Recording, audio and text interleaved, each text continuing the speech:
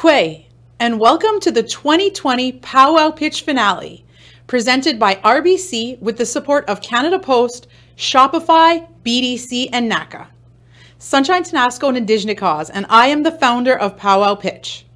I will be your co-host for tonight's Pow Wow Pitch national finale, joined by my co-host for the afternoon, 2015 Mrs. Universe and Indigenous Canadian icon, Ashley Collingbull.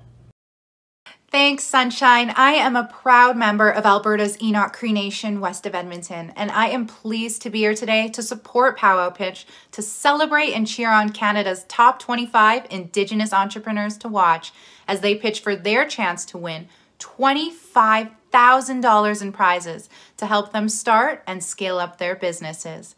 Thank you to all of our online viewers for joining us. Be sure to like and share this live broadcast to everyone you know so we can rally support behind these incredible entrepreneurs.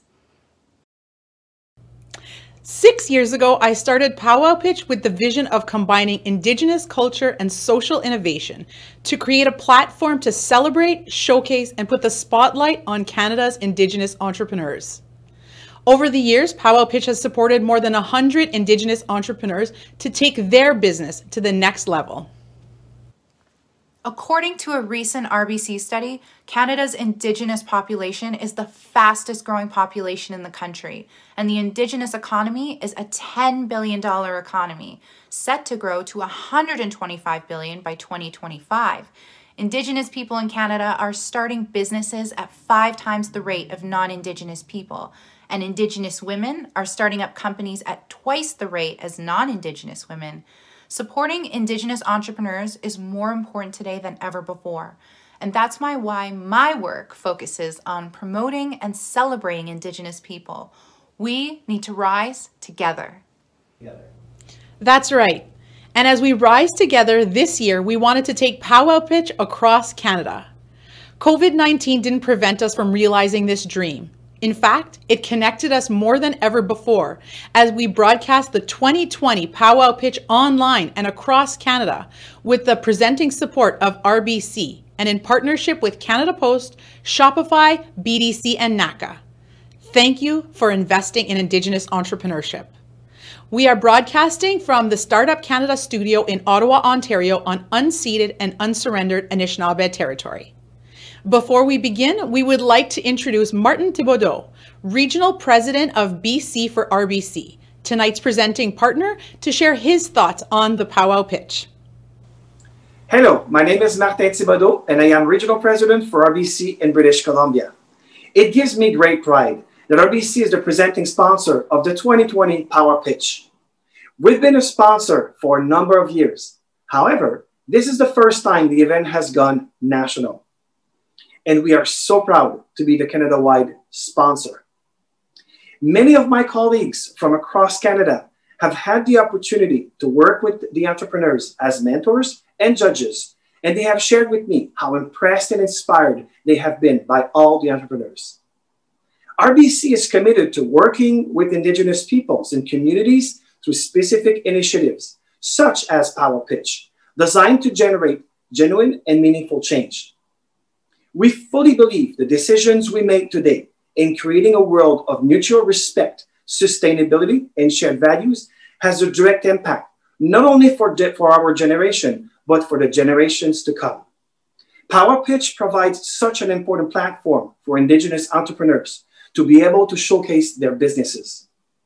I want to thank Sunshine and the Pow Wow Pitch team for all their efforts to turn this into the first virtual and national Pow Wow Pitch. Your hard work has made this a great success. Congratulations. And congratulations to over 100 entrepreneurs who participated in the semifinals. And the best of luck to all the finalists today. Thank you. Thank you, Martin, and thank you to the entire RBC team for your enthusiastic and fulsome support in helping to bring Pow Wow Pitch across Canada. This summer, applications poured in from across Canada from nations coast to coast to coast, like the Salish, Inuit, Métis, Cree, Ojibwe, Anishinaabe, and Mi'kmaq. Pow Wow Pitch shortlisted the top 100 entrepreneurs and matched them with outstanding mentors in the lead up to this week's semifinals. 2 weeks ago, 100 Indigenous entrepreneurs went head-to-head pitching the panels of judges to earn a spot for today's big event. The judges scored each entrepreneur, and 25 entrepreneurs made the cut. That's right. 12 of the finalists were recognized as regional winners for receiving the top score from their province or territory, and one entrepreneur won People's Choice Award for trending support across social media. Regional winners and the People's Choice recipient each received $500 towards their business goals. All 25 finalists are pitching today to win one of 4 prizes. A $1,000 youth prize for an entrepreneur under the age of 30 years old, $2,500 for third place, $5,000 for second place, and $10,000 for first place. In total this year, we will be awarding $25,000 in prizes. Today, each semifinalist has 2 minutes for their pitch, followed by 2 minutes of Q&A by the judges. Judges are evaluating whether the entrepreneur has clearly communicated their product or service, their value proposition, and their planned pathway to sustainability and success, and whether they are convinced the entrepreneur will follow through. Join the conversation online today using hashtag Pow Wow Pitch, and be sure to share, like, comment, and cheer on and support the entrepreneurs you meet today. Let us know who you're rooting for. Let's begin by meeting our esteemed panel of judges. Joining us this evening is Harry Wilmot, Senior Advisory of Indigenous Markets at RBC. Luke Mishetsky, Director of Parcels and E-commerce Solution Integration, Canada Post. Monica James, Manager of Indigenous Banking East at Business Development Bank of Canada. Kyle St-Amour Brennan, Financial Services and Indigenous ERG Chair at Shopify. Tracy Riddler, Plus Specialist at Shopify. It's time to meet our top 25 finalists as they pitch to win. Are you ready, Canada? Let's get started. First up, we have Kayla Stride, artist and teacher at Red Fire Ceramics. Kwe, ni Deloise Kayla Stride, Delewe Mya Beaudry. Hi. So the Mi'kmaq medicine wheel has 4 distinct colors: black, white, yellow, and red. And red represents community and youth maturing into adulthood.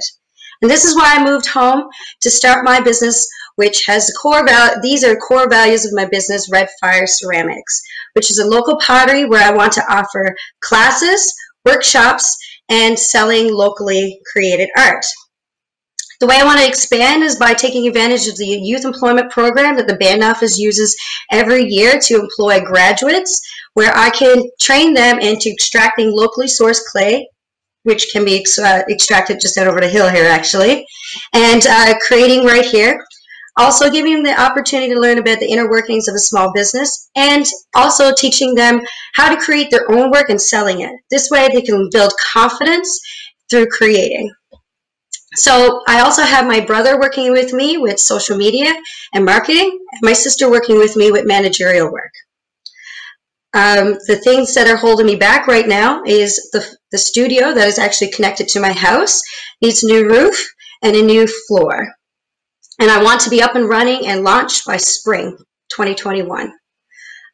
So those are the things that are holding me back.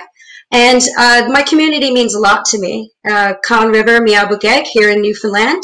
It's helped me grow into the woman that I am today. So I just want to, I think it's only right to give back to my community and work with our most prized resource, which is the youth.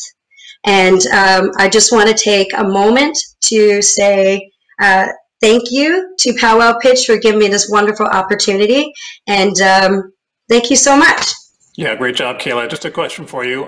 Looking at your business plan for next year, when you when your business launches, do you have any projections, any idea of the type of revenue that you want to make? Well, I was thinking the first year of pulling in about 20 to 30,000, if that was actually reasonable, and putting it back into the business.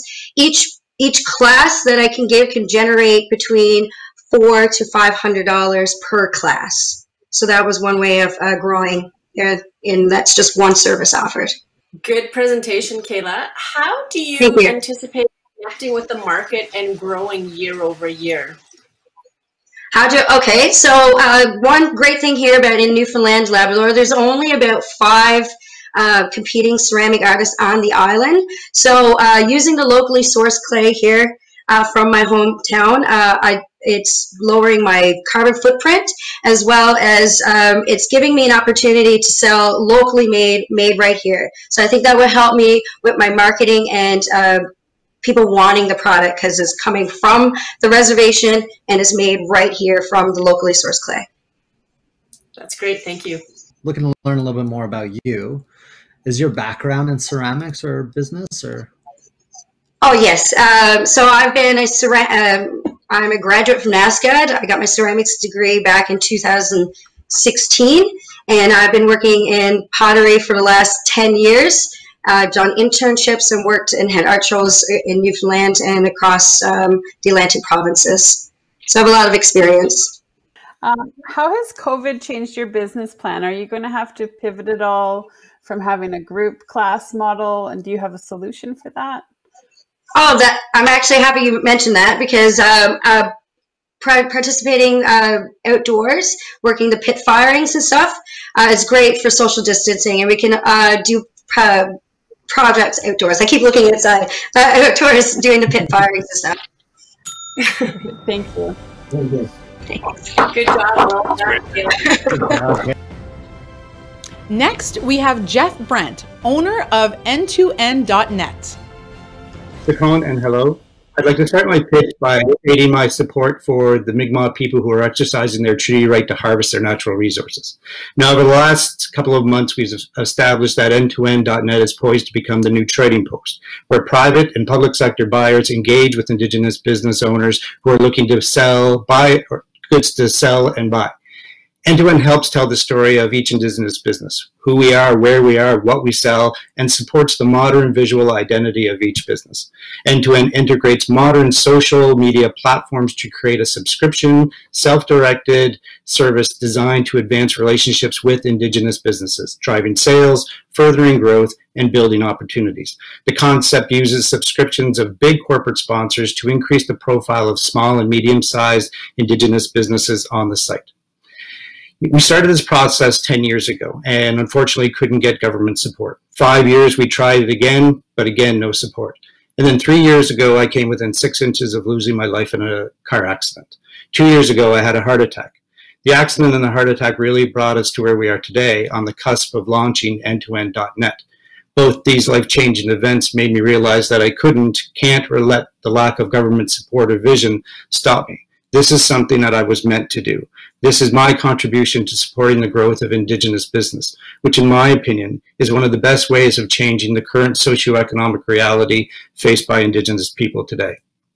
From the start, I had seen N2N not just as a web platform, but a platform for change, not only changing how we connect, but the potential to change how we support Indigenous employment as well, offering sponsored online training that pre-qualifies Indigenous people for jobs. We could also use the platform to grow African American, visible minority, and female-owned businesses in the same way. We can support every pitcher making a pitch today to amplify their business. Malwin. Outside of yourself, what does your team look like? Like, what's your supports do you have outside yourself? Right now, it's myself and my brother-in-law who are building the platform. He's the IT guy. He knows all of the sort of the ins and outs. He does it for a living, so we're working together on that. But it's just him and I right now. What will the $10,000 enable you to do? Well, I had originally said that I wanted to use it for marketing, but I'd actually like to use it to fortify the platform itself, the technical side of things, bring in some additional support so we can get to market quicker. Hi, Jeff. Harry here. Jeff, I'm not clear on how we're generating revenue. Who are we generating our revenues from? We generate revenue based on subscription. So each subscriber pays us to, and they get a site as well. So if Royal Bank, for example, buys a subscription, they get to put information on there that allows Aboriginal or Indigenous entrepreneurs to know how they buy and how they buy. Gives us information that we can use then to pitch them or to sell them our goods and services. So and there are subscription levels, various levels increase. So a follow-up question then, your target audience then goes beyond Indigenous people, correct? Yes, we're targeting government and private sector buyers, but we also want to expand the platform to the African American, visible minority, and female-owned businesses. That's the best way to support businesses, by supporting one another. So by increasing the market, and really the market is more so American because there is a bigger market there, especially with the Indigenous community, because they're at a different level than we are in Canada. Up next, we have Cheyenne Isaac Gloade, co-owner and creative director of LNUK Clothing Co. Hi, my name is Cheyenne Isaac Gloade. I am Mi'kmaq from Listigouche, Quebec. I currently live in Millbrook, Nova Scotia, and I am the co-owner of Ono Clothing Co. Our business is a Mi'kmaq-owned and operated business clothing company, and it's almost a year old to date. A bit about my business is we are two Mi'kmaq designers, and we create ready-to-wear apparel, as well as design garments, accessories, and overall looks. We recently released our first culture line called Treaty 1752 collection. It's a meaningful garment. It's about our Mi'kmaq people, and this is some of the things we create. Through our company, we aspire to create meaningful messages and spiritual messages through our collections and clothing. We cater to all peoples, Indigenous and non-Indigenous, and if we win, some of our 4 major investments are production, video media, Indigenous, modeling, and our overall clothing brand, because we can't keep up with the demand. As a clothing company, we also employ young people. We want to continue to give them the opportunities to express their creativity, their talents, and their arts through us as a platform, and to uplift those young people who are interested in similar things that we do as a company.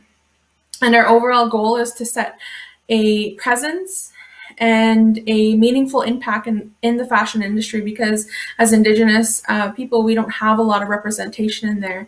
So that is what we strive to do. Right now, currently, some of the ongoing things going on with the Mi'kmaq people have been really hard, and so we use our platform as a way to get the message across. We currently did some Treaty 1752 looks and donated a lot of or actually a percentage of the money to the people struggling in our nation. So we want to continue to impact who we are as a company, Stan.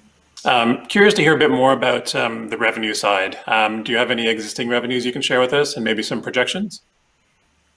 We have some revenue, we have some capital. Our projections have surpassed what we actually thought we were going to do. So the demand for product, the demand for production is really extremely high. We can't keep up. We're constantly sold out in our clothing. So we don't have the capacity at this moment to keep up. Great job, Cheyenne. I really loved what your business is about by employing and empowering young people. I think that's so important, and having a meaningful message. So thank you from our people for doing that. So now, after your first year of operation, what's something that, if you could, that you would go back and change? I guess it would just be learning things quicker, outsourcing things that could help us bring production quicker. We had to learn that all on our own, and we did 100% of the productions as two Indigenous designers because of our skill set. So I would love to cut out all of the having to learn and just get right into producing and ensuring our people are representing in the way they want to. Right now, what are all the variable sales channels that you're selling your pieces through? Currently, we're an online living operating business due to COVID. We did do some pop-up shops within communities. We sold on site, but due to COVID, that's kind of stopped. But right now, we're completely online sales. Do you do this full time? No, I do not. But it's starting to become full time for me because of how passionate I am about it. Great. Thank you so much. That's great. Thank you.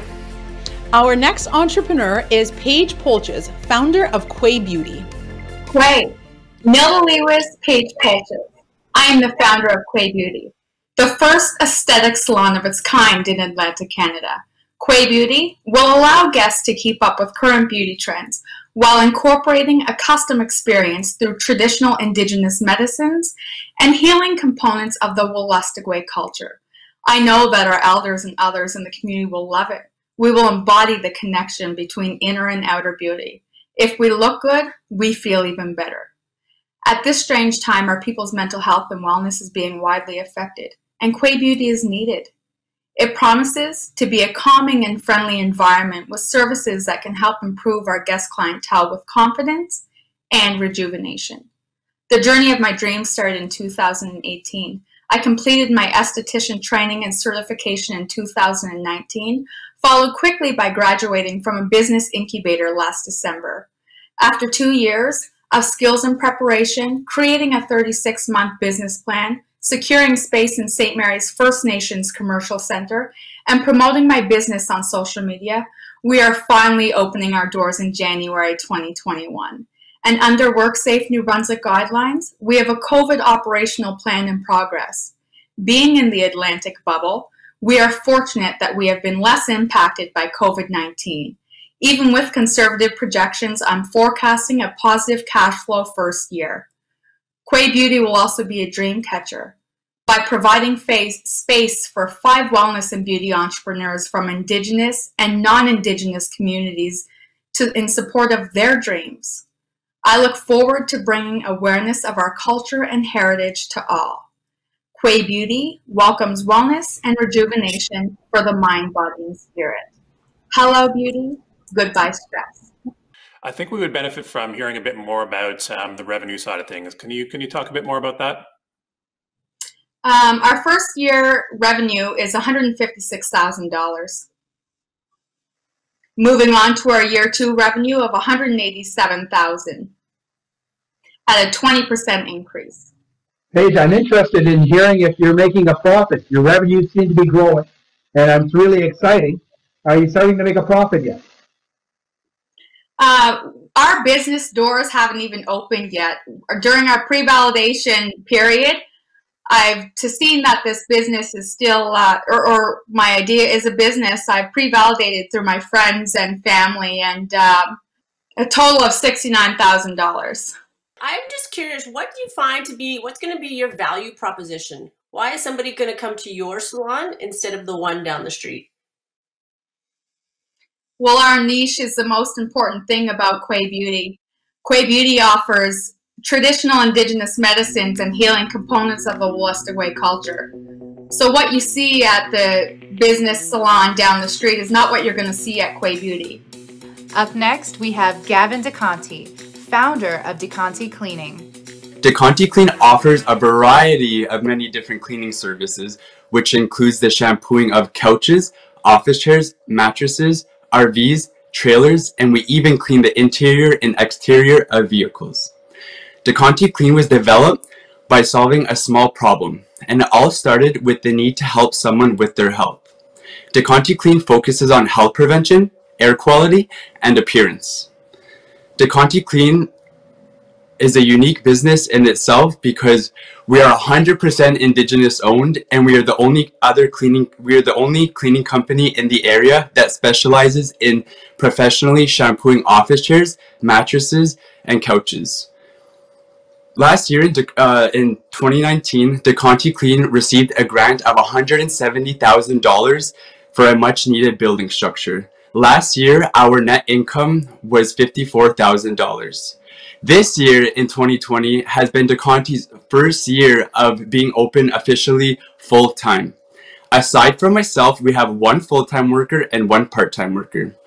If I were to win the $10,000, I would purchase a company vehicle with my company information and logos on the sides. By purchasing a company vehicle, it will help me be able to advertise and promote my business when going to different locations and job sites. I would like to give back to my community by providing more job opportunities, and I would also like to provide a complimentary cleaning service for elders with identified health issues. Thank you very much. Miigwech and merci. Great job, Gavin. Good job. Good job. Thank you so much, Gavin. Thank you. Was so great. How much of a percentage is your business for commercial cleaning? Because you do office furniture. Yes, I do office furniture. Right now, we are currently just located within the reserve. I'm not sure what the exact percentage is because this year has been our like first year of fully being open. So like I don't really have the numbers for that yet. Great presentation, Gavin. Really appreciate it. I'm looking forward to seeing some of your products. But tell me, do you have plans to expand? Yes, I do actually have plans to expand. I received a grant of $170,000 to build a building structure in Kiawentonteh, and where I see myself within the next 2 to 5 years is opening up a second location in the Gatineau in Ottawa region. I've been receiving a lot of calls for business contracts there. I also talked with the SAA, the people that helped me get the grant. They told me that if I were to prove that my business is sustainable and that I have the numbers, that they would be able to help me out with an additional 70% to open up my second location. Great job, Gavin. I'm curious to know what you use as a motivation when your company bumps up against barriers or challenges. Well, for example, like now, there was a lot of barriers and challenges with the COVID-19, but I myself like to keep everybody clean and safe, or like safe as you would say. And yeah, those are the barriers that I've been dealing with. But now people are wanting their stuff clean because of COVID, you know? So I've been kind of dealing with barriers like that. Thank you. Great job. To have a net income and you're only working part-time is outstanding. So congratulations for that. Good job, Gavin. Thank you so much. So with COVID, I see that there's an opportunity specifically for your business when it comes to cleaning. Do you have any firm contracts where you go on a repeat basis, or is it more of a one-off? Yes, I actually, ever since I got out of high school, I've received contracts all over the reserve. So I do it seasonally, like January, April, August, and October. Great job. Thank you very much, and I really appreciate your time. Thank you. Joining us next is Keri Gray, owner of Shades of Grey Indigenous Pet Treats. Hello everyone, Ani Quig. Did you know that millennials are opting to have pets over children? At Shades of Grey Indigenous Pet Treats, our research showed premium pet treats from local sources are exactly what's on their shopping lists. We use unique proteins such as bison, beaver, and rabbit for our treats. I'm Keri Gray, founder of Shades of Grey Indigenous Pet Treats, and I'm a proud First Nations member of the Algonquins of Pikwakanagan. I currently sell our products to retail stores, online through social media, virtual trade shows, and on our website. Recently, I've seen a 30% increase in our online sales, and as a result, I will be bringing on additional staff to manage our growing business. When I started my business, I focused on a line of dehydrated treats using traditional meats and always keeping texture in mind. I'm still amazed today at the versatility of our Indigenous rabbit strip. It's been used in championship show rings to puppy training at home. It really is the perfect treat. You can give your pet the whole strip or the tiniest of pieces for repetitive training. Pet owners are in control of the portion of treat they provide to their pets. I'm ready to expand my business. So when I win this year's Pow Wow Pitch, my team and I are going to purchase 2 commercial freeze dryers. These freeze dryers will allow us to expand our product line so we can offer additional quality products that can be produced quicker at lower costs, which in turn will generate higher profit margins. They take our shelf life from 4 years to 25 years. They take our nutritional value from 60% to 97%. Freeze-dried products are exactly what pet store owners and pet parents are looking for in today's market. All natural treats equals healthy pets. Thank you for your time, and please don't forget to visit us at indigenoustreats.ca. Chimagwech. Nicely done. That was awesome. How many people are you looking to hire when you expand? I'd like a tech team, so I'm looking right now at probably 3 to 4 people is what I'm hoping to achieve with in the future here. I've been working on obtaining some wage subsidies for some staff in the community, so that's my plan as of right now. Great, thank you so much. Hi, Keri. Well done. Thank you. How are you currently how are you currently marketing your product? And we talked about expansion. How are you looking to market in the future? Okay, I currently use a marketing strategy of systems, visibility, and sales. So I use like different social customer service stuff such as HubSpot, Zapier. I use Canva. I have a marketing team that is working on my website, my social media. I've hired a content writer that helps me with some of that stuff.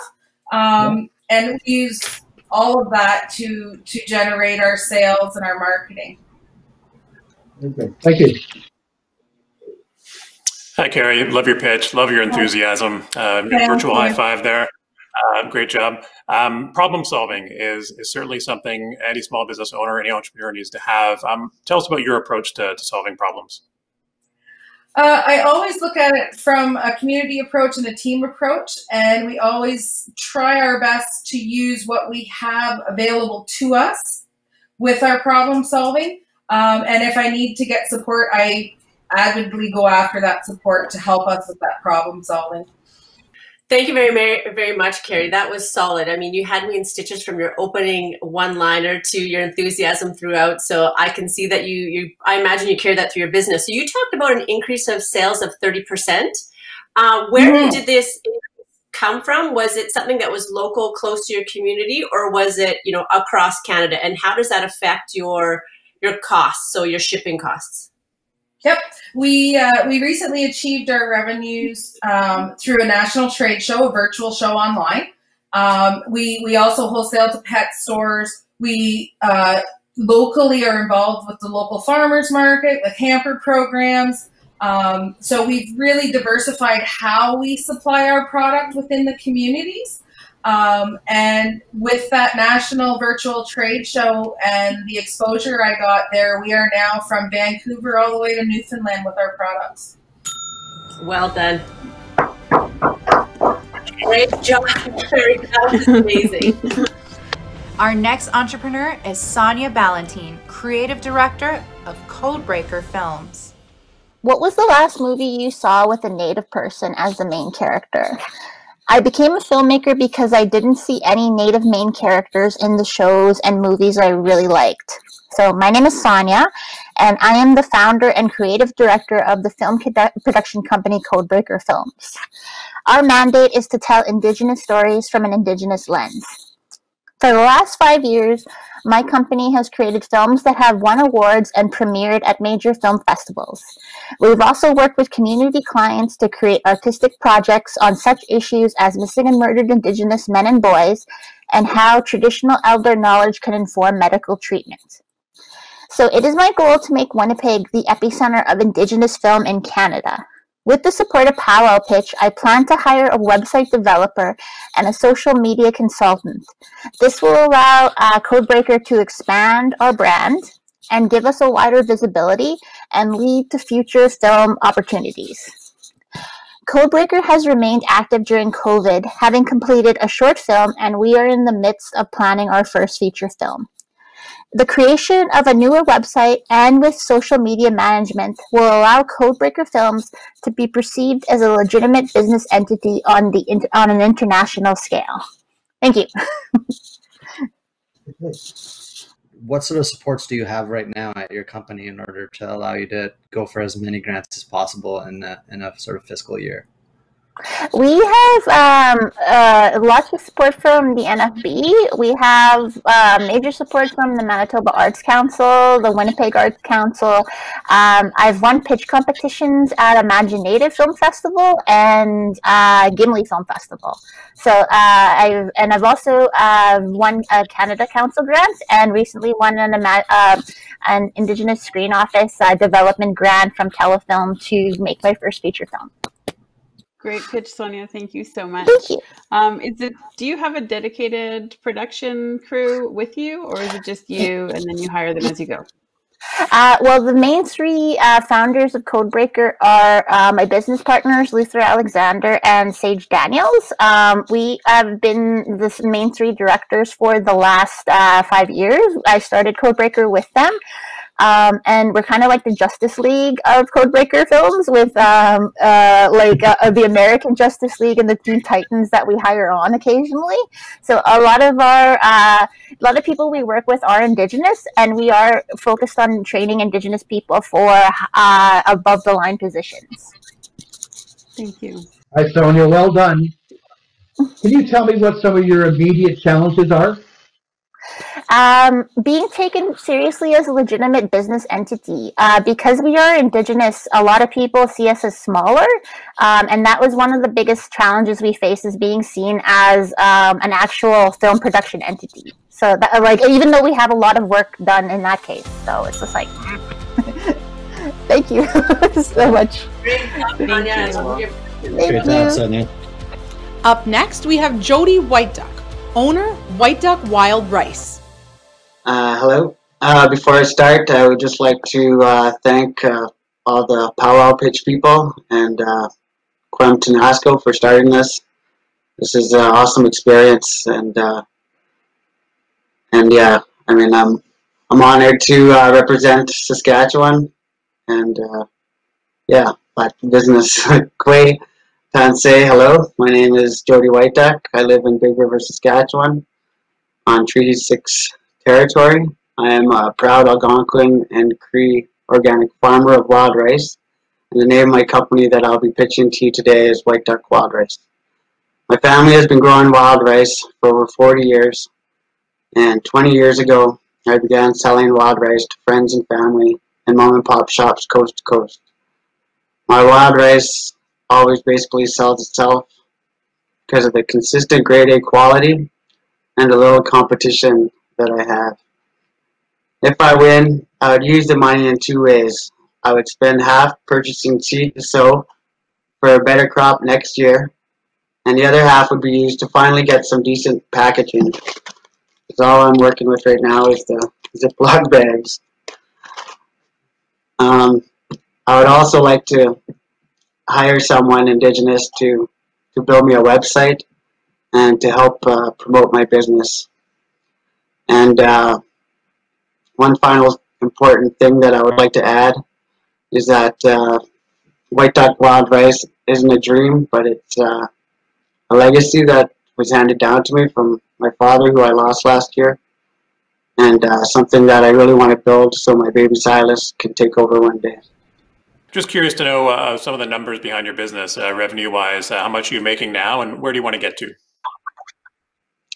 Yeah, I mean, I sell what I process in the fall, and I would like to I would like to be able to process more and perhaps purchase more so I can distribute more.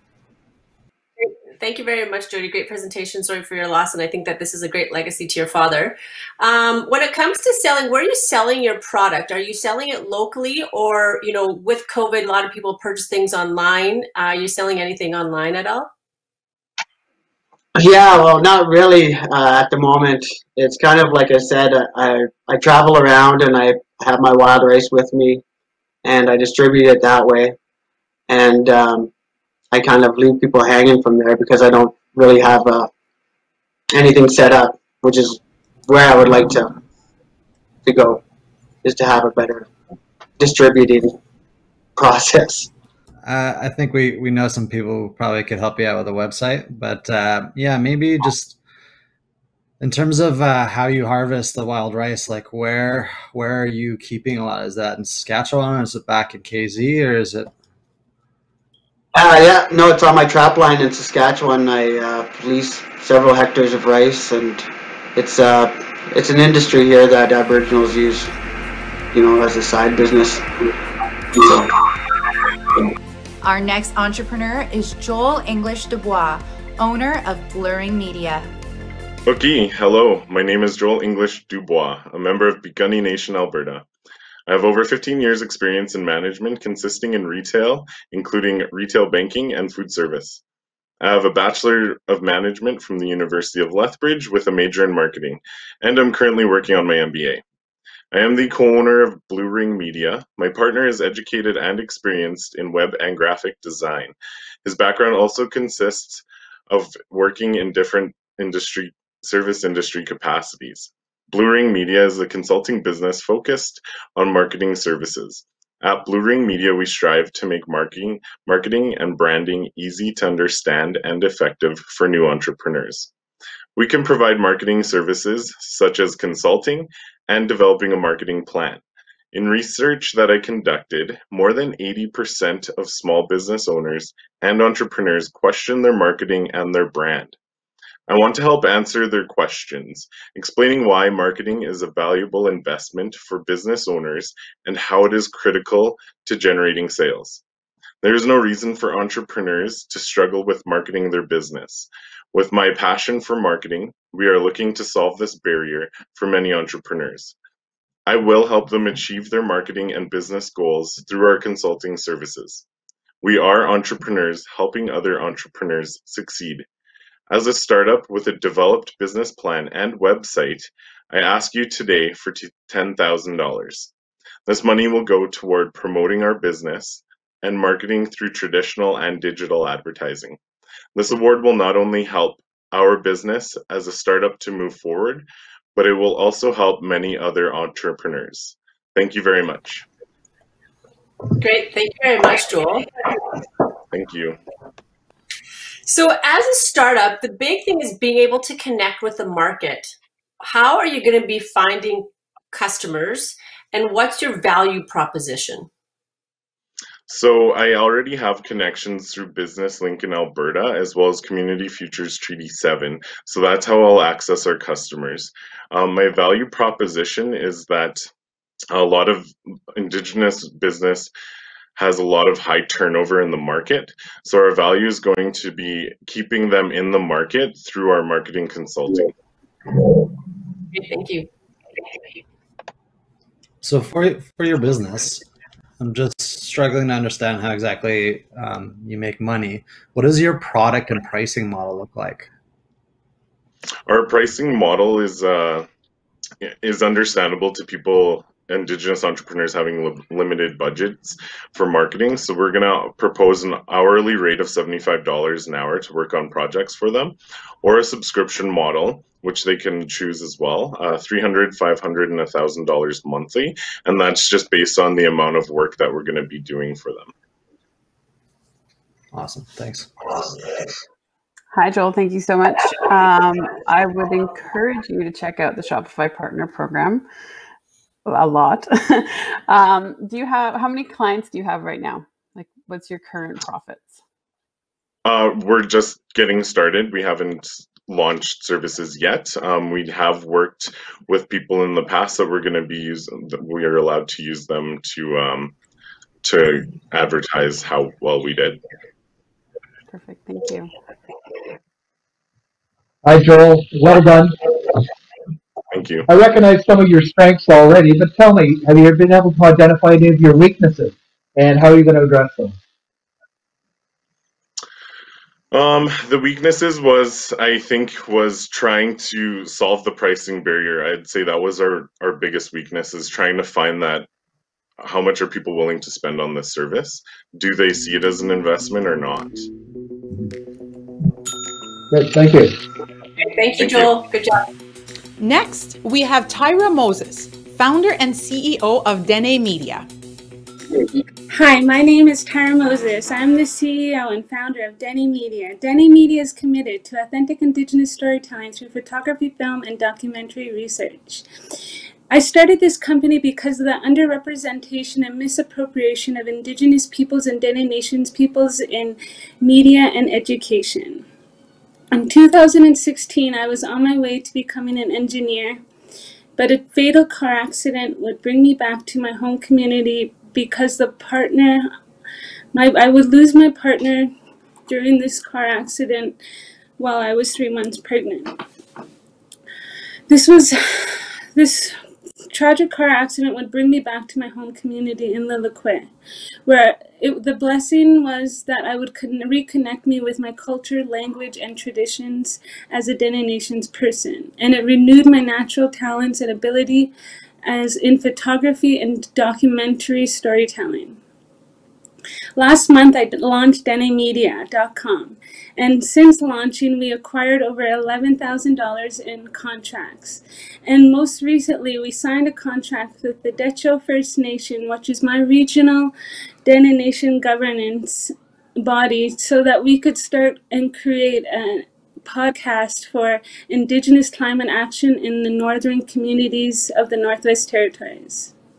I'm here today because Dene Media requires up-to-date technologies like a MacBook Pro to ensure that we could work on world-class work in media and education while helping to tell the story of Dene Nations peoples and Indigenous Nations peoples in media and education. Masi Cho, thank you very much. Great job, Tyra. Great job. Thank you so much. Tyra, congratulations on going live with your website and your business. Curious to know what you're going to be focusing on first. Like, what's the area where you want to put the most focus on right now? So I really want to focus on capturing Indigenous stories, especially through the elders in the Dene Jati language. Currently, I'm working on a project where we filmed 2 interviews in the Dene Jati language with 2 Indigenous knowledge keepers from small northern communities, capturing their land use in Indigenous communities. And now we're working on translating those videos into the English language, and it will be used within the land use planning for the Decho First Nations. You know, Tyra, that obstacle that you overcame a number of years ago, it brought you a gift, and, you know, good job for you to still be pursuing your dream. Help me understand your revenue model. Where are you going to be getting your sales from? So recently we signed 3 contracts. One contract is we will be working with Indigenous youth in northern communities, helping them connect through a media platform through the Magenta Foundation, which is an incubator program helping them acquire media skills. The second contract we recently acquired was the 2 interviews on the Dene Jati language, and the third contract we recently acquired is the podcast on Indigenous climate action in northern communities and how we can develop an Indigenous climate action plan moving forward for these communities while we face issues of climate change. Amazing, Tyra. Thank you for your strength and highlighting everything that you're doing up north. One question I have is that in terms of Dene Media, is it just you, or do you have like a whole team of support around you? I do have a whole team of support, and I ensure that I employ Indigenous peoples to help me tell this story. So for the, for example, for the interviews, I hired an Indigenous Dene film maker so he could produce the video contents, and now I'm working with an Indigenous keeper translator to do the translations part. So I'm trying to ensure that it is a very much community partnership and Indigenous employment is involved in my company. Awesome. Great job, Tyra. Merci, Cho. Thank you so much. Next up on the hot seat is Cass Spence, owner of Sacred Saunas. Hello, my name is Cass Spence. I am Cree from Northwestern Ontario, now living in Tofino, BC. My traditional name is Wawate, which means Northern Lights. My business concept is called Sacred Saunas. Our Indigenous designed mobile barrel saunas offer a luxury wellness on wheels rentals in Tofino, a year-round destination ocean resort that hosts over 600,000 guests annually. As First Nations, we have our own version of the sauna in the form of a sweat lodge. To me, sauna experiences represent a form of ceremony. Saunas are safe, shared spaces which embody natural wellness and community, a chance to integrate fire and water surrounded in sacred cedar. There are many health benefits to saunas, including improved cardiovascular performance, aids in sports recovery, flushes toxins, reduces incidences of Alzheimer's by 65%, induces improved deeper sleep, burns calories, and relieves stress. Tourists, local residents, event planners, those involved in adventure sports, and surf enthusiasts who are looking for rejuvenation and authentic experiences in Tofino can rent a traditional wood-burning or infrared 10-person saunas. Rentals include convenient and hassle-free delivery and pickup services. Units are $400 per night or $1,000 per week. Each sauna will be muraled in authentic Indigenous art stationed on a trailer, equipped with complimentary towels, bathrobes, and Indigenous aromatherapies.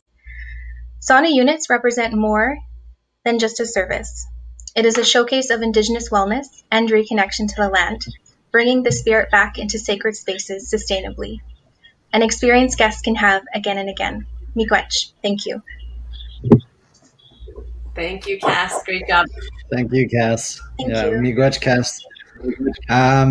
Maybe some details that I'm just missing on is, are you currently operating right now in Tofino, or is...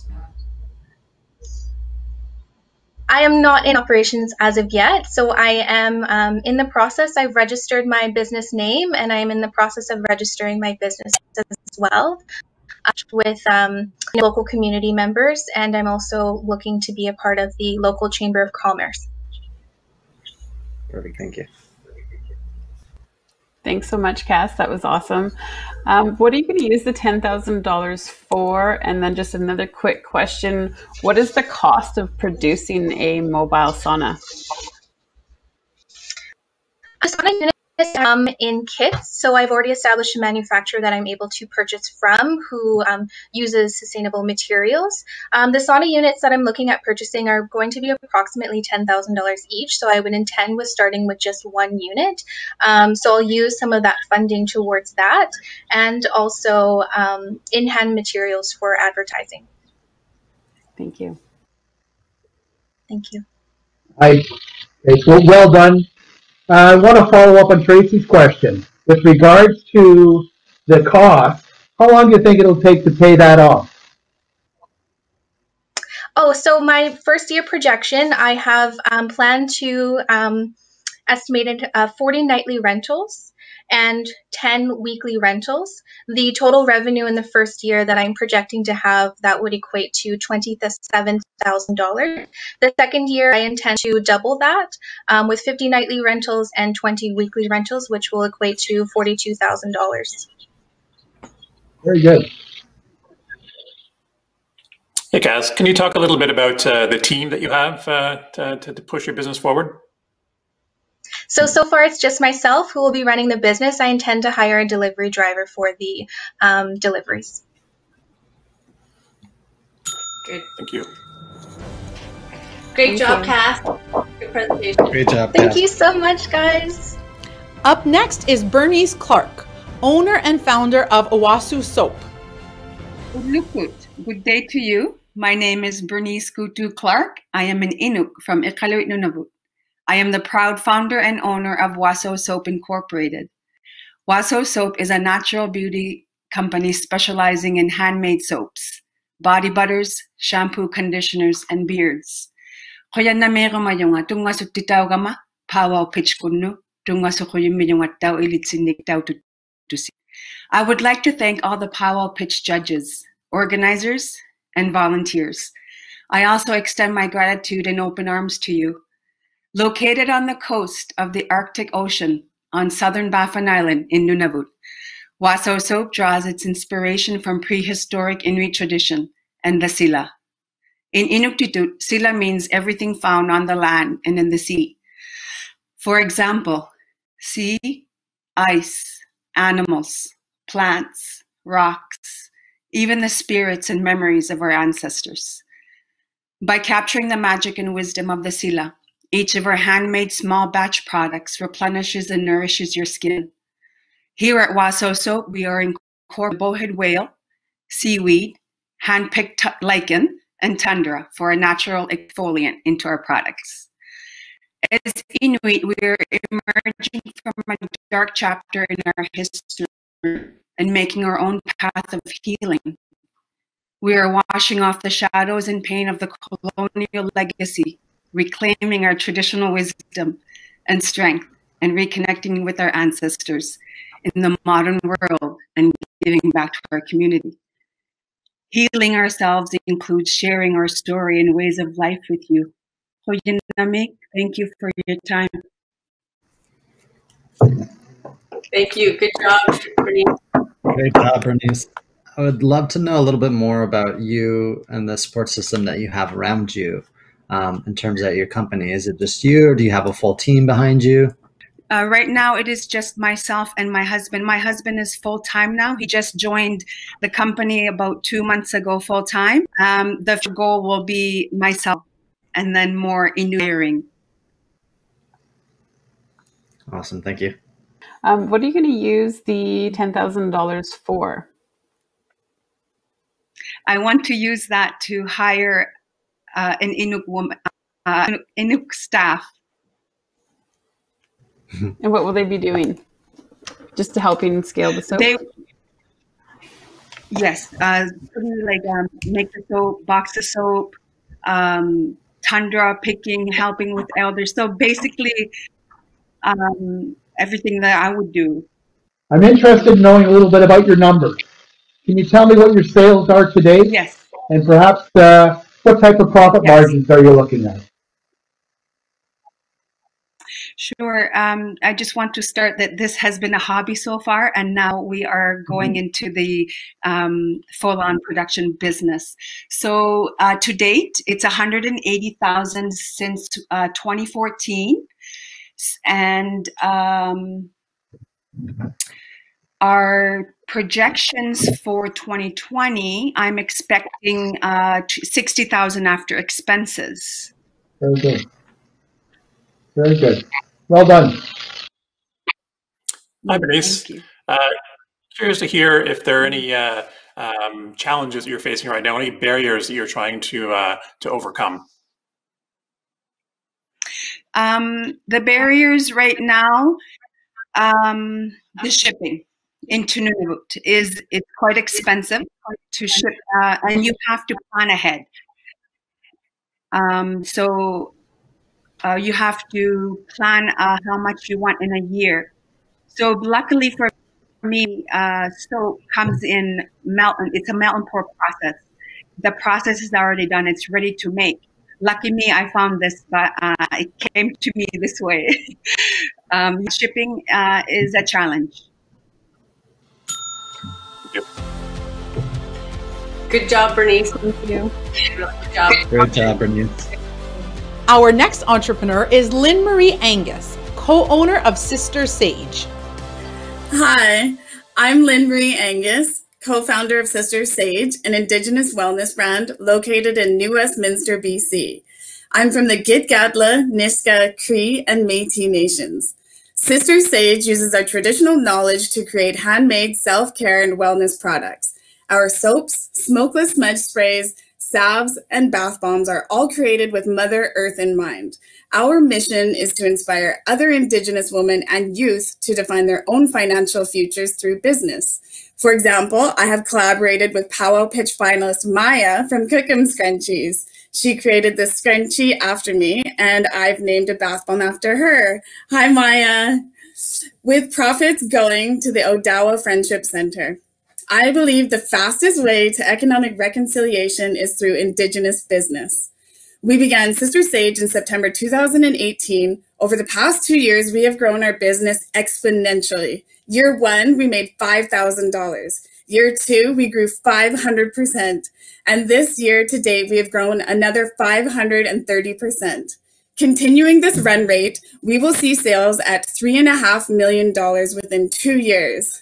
We are working on the world's to-do list, checking off a minimum of 9 of the 17 United Nations Sustainable Development Goals, such as life below water and good health and well-being.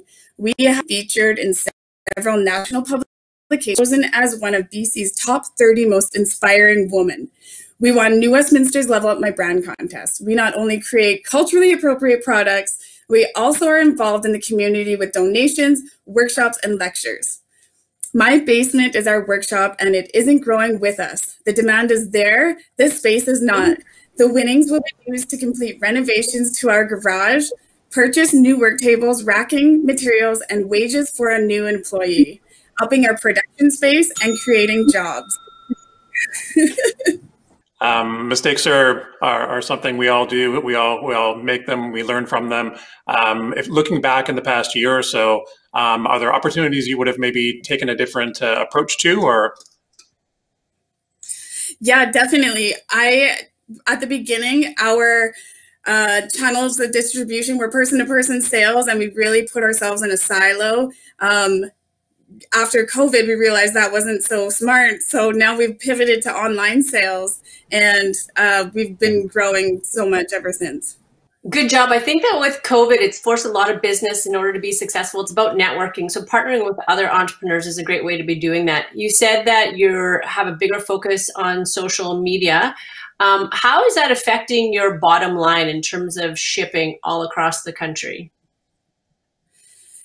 Well, shipping is hard because shipping's expensive, and especially products that are a little bit more heavier. But we know what our margins are and what we can handle, and so we've decided at $75 we can do free shipping, and that has really brought us in more profits. Maybe just giving us an idea of what exactly your biggest barriers for your business are right now. Yeah, definitely. As Indigenous people, we don't come from generational inheritances. So access to capital is hard. You need capital to access capital, and that we have none of. So Pow Wow Pitch is really important to us right now. Thanks so much, Lynn-Marie. That was a great pitch. Do you have plans to go global, or are you just in Canada right now? Yes, that would be amazing. We have just had our first sale into Britain, into the United Kingdom, and our first sale to Australia. So eventually, yes, we want to take over the world. Awesome. Thank you. Joining us next is Mya Beaudry, founder of Cookum Scrunchies. Hey, my name is Mya Beaudry. I'm 9.5 years old. I'm from Kiawentonteh. My business is called Cookum Scrunchies because it's made out of cookum material. Cookum means in my language grandmother because they used to wear cookum material on their heads. It started off as a fundraiser, and I turned it into a business in March 2020 using Shopify. You know what something is amazing is my business is in the top 5% of all the other Shopify stores that started in March. Part of my business is giving back, and I name each scrunchie after a role model or people who inspire me. I make 10 different colors, and I sell them for $10 each, and on Sundays I release limited editions sold on my website, cookumscrunchies.ca. Since March, I sold over 3,000 orders. Each order is about $50 each, and my profit margin is 80%. I have over 8,000 followers on Instagram, but I want to grow my business. If I win $10,000, I would buy cookum material for a year, $7,000, thread and elastic for a year, $2,000, and sewing machine for $1,000. Thank you for listening to my Pow Wow Pitch. Oh gosh, thank you, Mya. So good. Mya, you truly are amazing. You talk about your website being amazing, but you truly are amazing. You make your scrunchies after role models. You should have your own scrunchie because you are a role model to the youth and to us as panelists and people working in this. So really good job. So do you do all of this stuff by yourself? No, I have a support team. Includes my mom, my dad, and my older brother and me. And now we have a bookkeeper. Good job. To inspect the money. Yeah. Kwe Mya Chimigwich. Yeah, I mean, you're my inspiration. You're the best. Maybe where do you find the fun in doing this in your business?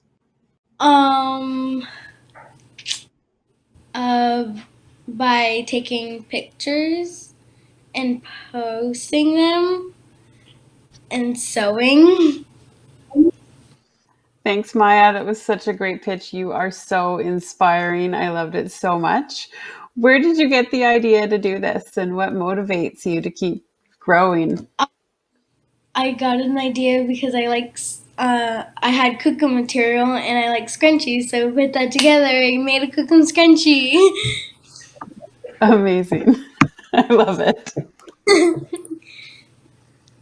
Hi, Miles. Well done. You've got me going too. And scrunchie's going to cost you $2 to make. You sell it for 10, 80% profit margin. Good for you. Thank you. Now you really motivate me. Way to go. Thank you. The blue scrunchie in front of you. Who is that? Who is that named after? Which inspirational figure? This one's named after Sister Sage. Very good. Thank you. Thank you very much, Maya. You did an outstanding job. You are an inspiration. Absolutely. I did so great. Great job, Maya. Good job. Up next is Reid Couture, partner at Timber and Fins. Hello, my name is Reid Couture, and I am a partner at the fishing company Timber and Fins. Timber and Fins is a Canadian business born out of love for the water and a passion for fishing. So, Timber and Fins creates eco-friendly and sustainable, practical fly fishing accessories. As anglers, it breaks our hearts to see the plastic products, garbage that goes back into the environment from modern fishing companies. So that's why we came up with Timber and Fins. We have products like our cedar fly box, which is made from black walnut and cherry. It keeps your flies dry while you fish. Our leather reel cases made from veg tan leather and sheep's wool, no chemicals used. Wallets, which are hand sewn in Montreal one at a time. Recently, we decided to make Timber and Fins a household name, so we came up with Timber and Fins apparel. We have hats, like the one I'm wearing, and crew necks, t-shirts and sweaters and different apparel products, and they're all very high quality and made in Canada. The reason we focus so much on the quality is we want you to be able to buy one of any of our products and have it last a lifetime, which is better for the environment in the long run. As well as our high quality standards, we also donate a percentage of our profits to the Canadian Wildlife Federation. The reason we do this is so the waters will be clean for generations to come, and so that people can enjoy fishing like we have for many more years. Our goal for Timber and Fins is to make it international, an international company within the next 5 years, so we can continue to donate across the globe and help the environment as a whole. I wanted to thank you for listening to my pitch, and I'm ready for questions now. Great. Thank you, Reid. I love what you're about in terms of being eco and sustainable and also giving back to the Canadian Wildlife Federation. That's important in our culture. So are you and your business currently operating? Yeah, we're currently operating. We've been operating for over a year now. Okay. And what do your sales look like to date? So as of April, we launched online. We had $27,000 in sales from April. That's gross, like total profit. So, or not profit, sorry, total sales. If you were to win Pow Wow Pitch, what would you do? What would be your spending for that $10,000? For sure. So we would focus on our marketing. Like I said, we wanted to make Timber and Fins more international. We've done some marketing in the US and sales have picked up there, but we want to focus on marketing in potentially the European market. They have a lot of anglers and fly fishing is very popular there. So we want to tap into that market, and that's what the funds would probably be used for. Great pitch, Reid. Thank you so much. What are your projections for profits over the next year to 2 years? So over the next year, we're looking to try to double our profits. Like I said, from April, we've had about $27,000 in sales. So ideally, we could get around $54,000 in sales next year in that time frame. It wasn't a full year, and obviously the pandemic threw a lot of issues around that. So that's just our projections. We're not 100% sure. Great, thank you. Tell me a little bit about your competition and how do you make yourself stand out amongst your competitors?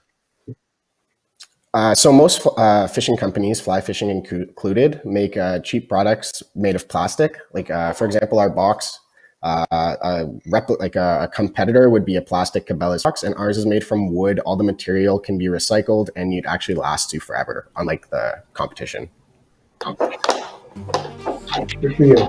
Well done. Well, thanks. Next up is Christian Emond, co-founder and COO at Yoil Technologies. canola industry is one of Canada's largest contributors to the economy, larger than cosmetics or textiles and rivaling even the media industry. Canola and vegetable oils fuel our nation. It is also poisoning our land and air. By using acid-activated clays to remove pigments, the industry produces mass CO2 emissions and acid waste that directly harms soil quality. We developed a protein-based process that removes twice as much pigments that clays can, with less oil loss. This process could cut a third of processing costs and displace acid being added to our soil. Not only does this drastically reduce CO2 emissions, the chlorophyll recovered with our proteins can actually be repurposed, turning waste into a marketable product. The applications of pigment extraction are endless. Whether it be used for the cosmetics, energy, or agri-food industries, we can support environmental and economic health. To make a yellow industry greener, we will need to first outfit lab space with 5 bioreactors as a pilot batch operation for the price of $5,500, with an additional $4,000 to operate bioreactors for 1 year. These would produce enough proteins to displace acid clays used in one of 4 small-scale oil processing plants in Canada. The canola industry is run by few organizations, and by building a strong partnership with a single producer, we could rapidly expand through the vegetable oil industry. With $9,500, we could take our business from lab research to industry partnerships by securing pilot contracts with our oil processor and governmental contacts. I'm passionate about creating innovative solutions for pervasive problems. Having spent countless hours developing sustainable biotech to make the canola industry greener, I led my team to international recognition in the world's largest genetic engineering competition, making Canadian history. With a background in molecular biology, a love for entrepreneurship and social sciences, I aim to build a sustainable future with my 4 co-founders at UL Technologies. $10,000, we could positively impact not only my nation, not just Canada, but the world. Thank you. Thank you. How are you going to market this to businesses that may want to use your services? Yeah, so in the past, we've done lots of pitch competitions that has put us on the news like CTV and CBS, but also we are more B2B than anything. We actually directly contact businesses, talk about our product and how we could implement it into their systems. A quick question. Do you have any patents with regards to the process you've developed? Not currently. So we've done a proof of concept. What we have done a patent search. We haven't seen anything that's related to what we've done. We're just building up some of the results we've obtained to make a more secure patent. Hey, Christian, can you talk a bit more about your revenue model? How are you making money? What are you charging? That kind of thing.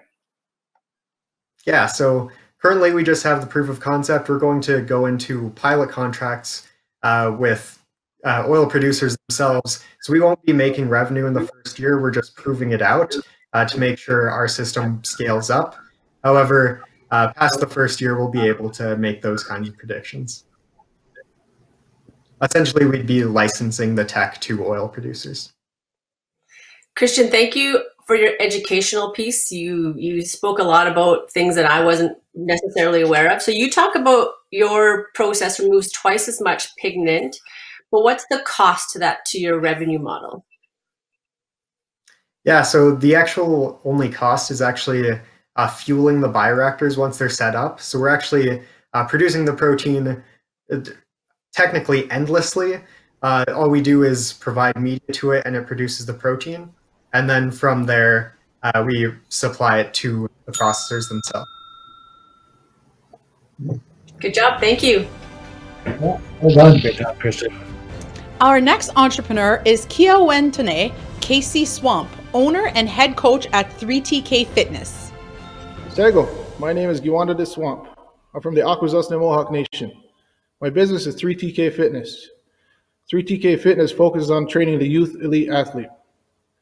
As an athlete myself, living a healthy and active lifestyle, my coaching experience, certifications, as well as my business background, I know I have what it takes to make 3TK Fitness a success. 3TK's initial focus will be on the youth of Akwesasne and the surrounding areas, with the goal in the future to branch out into other remote communities, both in person and using online platforms. I've owned and operated an auto repair shop for over 15 years, so I know what a successful business looks like. Currently, I'm working on a functional pattern certification. Functional patterns is a technique that focuses on creating a more sustainable body that has an improved capability of responding to stressors in its environment. With this training, I'm able to train remotely in places such as local fields, local gyms, or even to a client's home. Presently, I'm training a group of 10 to 14-year-old athletes on speed, agility, and conditioning. In addition, I'll be adding a strength component to the upcoming program for high school athletes. With the rate of obesity and diabetes so high in First Nations communities, through 3TK Fitness, I'll do whatever I can to ensure the youth are headed in the right direction. With the $10,000, I plan on continually educating myself by taking a personal training course that specializes in the youth elite athlete. It'll cost around $4,000. I'll also be purchasing equipment such as slam balls, kettlebells, medicine balls, and battle ropes, just to name a few. Lastly, I need to purchase a small enclosed trailer to transport my equipment to various locations. Investing in me and 3TK Fitness is investing in the health and fitness of the youth of our communities. Thank you. Tell me, how do you price out your services? How do you assess the price of your services? Well, normal gym rates usually charged by the hour, but the way I'm working it is more group fitness and with teams and things like that. So there's a few different ways that we can do that. And a bit of a follow-up, if I could, sales to date. How are you doing? Well, I'm just running like I said, the youth program right now, and I'm working with the council on doing some outpatient work with the women's shelter. Very good. Thank you. Hey, Casey, you mentioned that you deliver your program both in person as well as online. Can you help me understand the experience when you're delivering the program online? Delivering a program online is a little bit more difficult because it's harder to assess, but more or less, I can only coach through Zoom or things like that, and it's a little bit more difficult, but it can be done. It's harder, but it's possible.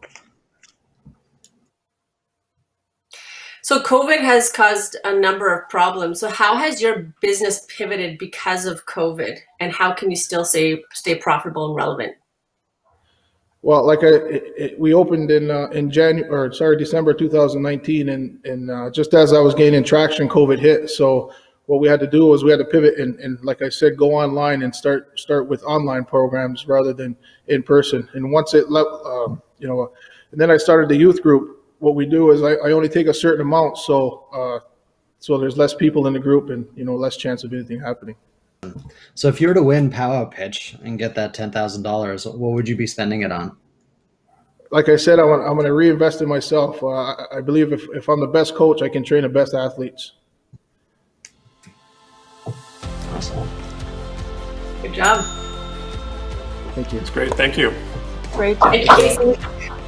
Up next is Karen Macaulay, founder and owner of Indigication. Dancing. Senator Murray Sinclair was quoted as saying, "It's education that got us here, and it's education that's going to get us out." What's he talking about? He's referring to the dark stain on Canadian history, residential schools. Today, teachers are mandated to teach Indigenous content in their classrooms, but they struggle with the what and how. Indigication offers teachers a tangible solution. It's an online one-stop shop experience for teachers. They can purchase specially curated educational resources, materials, and supplies for themselves and students with accurate Indigenous content. Different packages have been developed based on grade level, and a variety of packages have been designed for different knowledge levels for anyone interested in learning Indigenous content.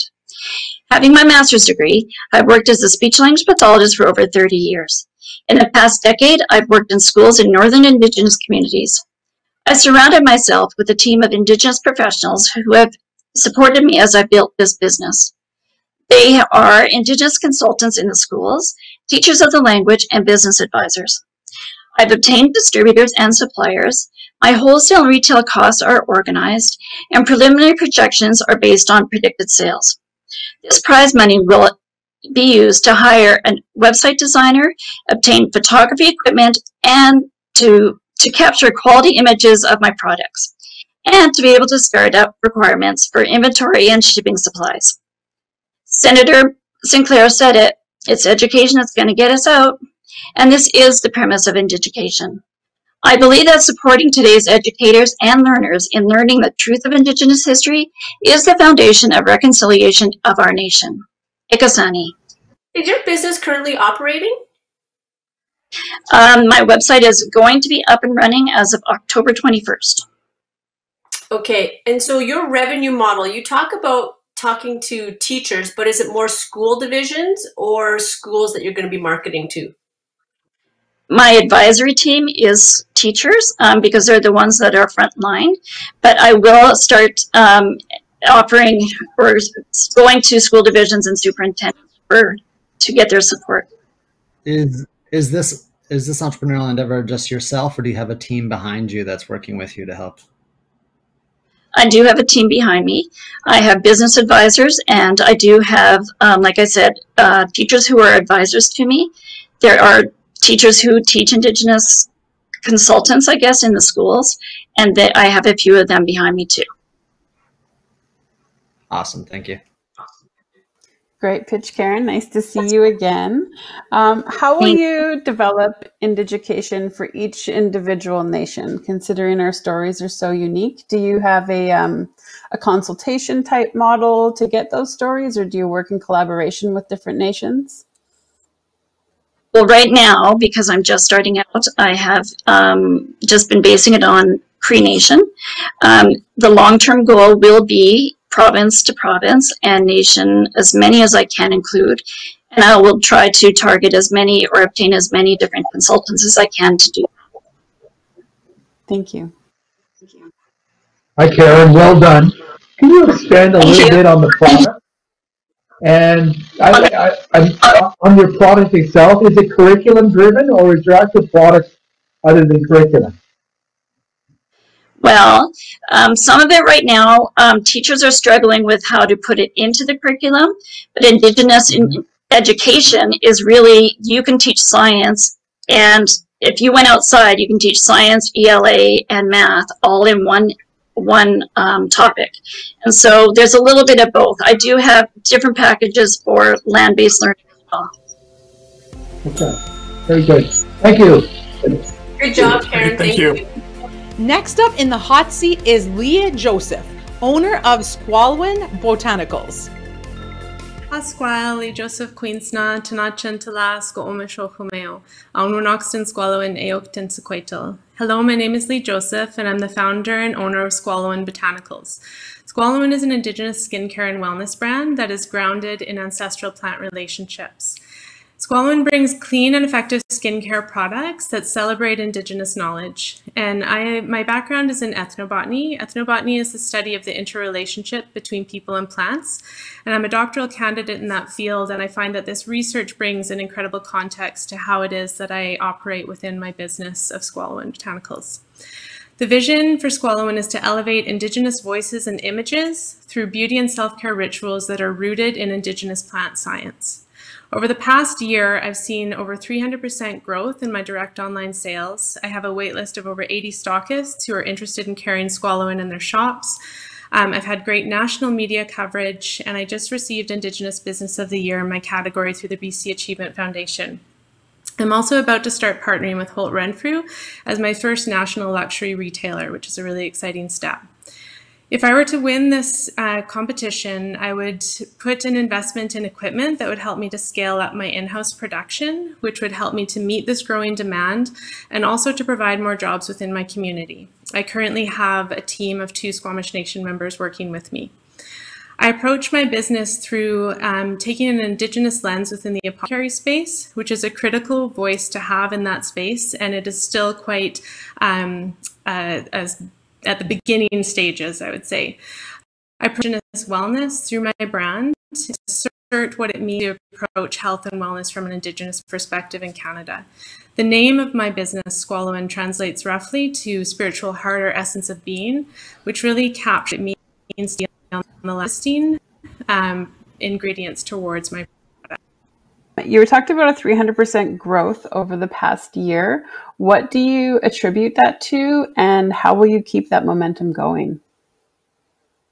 So a year ago, I rebranded under my current name, Squalwyn, as it was really in line with the ethos behind my business, which is to celebrate Squamish culture and language. Each of my products has a Squamish name, and I found that was really well received to shift my business name. From that, I think the alignment with my values just really resonated with the customer base, and that in combination with the media coverage has really led to this momentum. I have strategies for how to continue building this growth, and as I learn more about how to develop my wholesale program, it really helps me to see how to also drive my direct online sales. I wanted to ask you a little bit about expansion. You've got some international opportunities coming, looking forward to some global opportunities. How do you see yourself moving forward in the future? Yeah, so I've had interest from both US retailers and international retailers, and that's something that I really want to go in. I'm currently working with the export, I'm forgetting about the name of the program, the export, and they're helping me to navigate what I need to get in place in terms of building. Very good. Hi, Leigh. You mentioned that you're selling direct to consumer, which is great. And you mentioned that you're also looking for deals selling your product in stores of others. Do you see higher sales in one versus the other? Thinking a year or two ahead, are you going to focus on one or the other or continue to balance the two? I'm going to focus primarily on direct to consumer. This last 6 months has really shown me the value of that. And I think it helps me also to build my wholesale way. Great, thank you. Thank you. Great job. Our next entrepreneur is Dawn Angelique Wilson, owner and creator of Back to Our Roots Indigenous Medicine. Good afternoon. My name is Halulu Wilson, and I'm from Hiltzik Nation, Billa Billa. Halulu means butterfly. I am a mom, stepmom, and foster mom to 5 amazing kids. I grew up in foster care myself and always knew that when I grew up, I would be a foster mom and have a blended family. I have a double diploma in business, and I worked in offices for 10 years. While working at INAC, I realized that without a proper education, I wouldn't have much of a career there. So I decided to go back to school. I'm studying at SFU. I'm in my 5th year. I am working on a major in Indigenous Studies and a minor in Sustainable Development. It is there that I learned about traditional ecological knowledge and fell in love with plants while taking ethnobotany. I turned a research paper into life and made a product, a Devil's Club salve, and I entered it into a competition at SFU, and I won for innovation, fan favorite, and a purchase order. My company is Back to Our Roots Indigenous Medicine. My salve is a powerful Devil's Club salve that treats arthritis, muscle aches and pains, and it does that because Devil's Club has antibacterial and anti-inflammatory properties. My salve leaves your skin soft, feeling great. It creates a warming sensation, and it smells amazing. Devil's Club has been known since time immemorial to Indigenous peoples, and it is found on the northwest coast from Alaska down to Washington. Devil's Club is the most powerful Indigenous plant for the northwest coast people. I want to see my product beside products like these. I want my product to be on the shelf beside products like these and Lakota. I believe that my product is better than products like these because you can pronounce all of the ingredients in my product.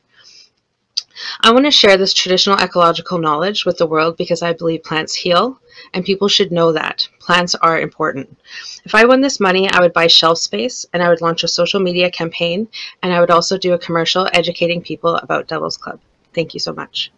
Is it just you right now, or do you have any help behind you? My family. It's a family affair. My dad and I, we do it traditionally in the woods, and we make it. It's a home business. Tell me a little bit about the cost of making the product and your profit margin. So the tins are about $1 a piece. The olive oil will create 24 salves from 1.4 liter of olive oil, and the Devil's Club is free. And then the beeswax is very cheap as well. So it costs about $2.40 to make this tin, and this tin averages $20 to $25. Wow, that's fantastic! Congratulations. You mentioned that you want to compete and buy some shelf space. Are you also looking to sell direct to consumer at some point, or any other selling channels? Thank you for asking. I do actually have an online business, and I have had some business on there. I also have my SABs at the SFU bookstores, the 3 locations, and I have sold out at lots of conferences, but with COVID, there's no more conferences anymore, and also Pow Wow. Up next is Erica Daniels, executive producer of Kijik Productions. Tansei Anin, my name is Erica Daniels, and I'm Keri Ojibwe from Peguis First Nation, and I'm a proud mother and founder and owner of Kijik Productions, based here in Winnipeg. Within the media industry, there has always been an underrepresentation of Indigenous people, and more so Indigenous women, and I want to change that. Since 2017, Kijik Productions has produced documentary films, videos, photography, and graphic design. I have always been a passionate storyteller, and I'm passionate about sharing the stories of my community, especially sharing the knowledge of our elders so that it can be shared for future generations. I'm an award-winning producer-director, and my films have been shared internationally and have won national awards, including an Indigenous Film Award and a nomination for a Canadian Screen Award in 2019. I have over 10 years of experience in the industry, and I have built a large clientele and respectful partnerships that reach across Canada and into the US.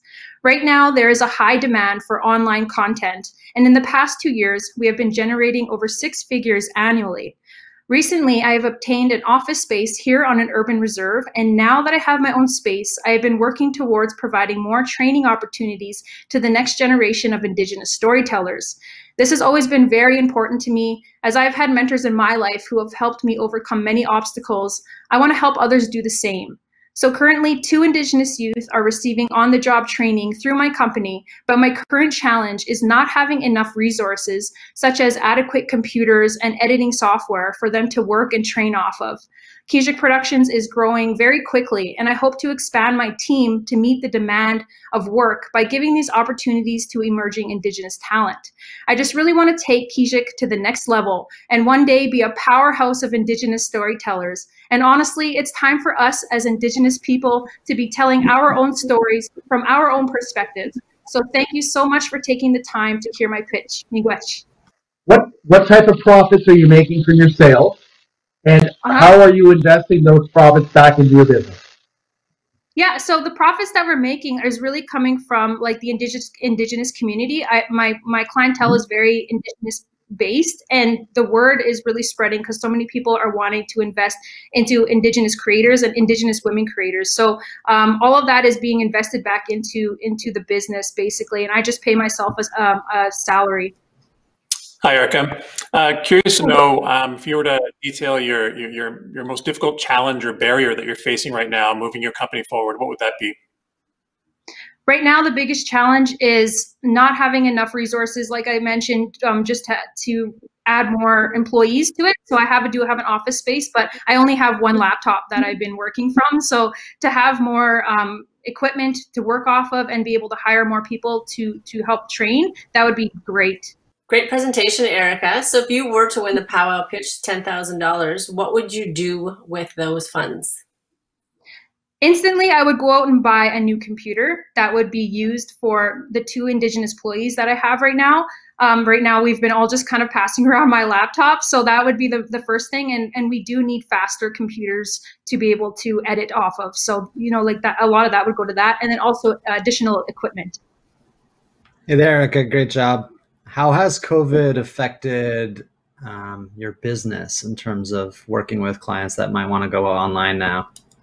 Yeah, it's honestly has grown so much because of COVID. Everything is online now. People want live streaming, live events. So we've been so busy. Like we are really, like that's why we need the help. We need to hire more people to assist us.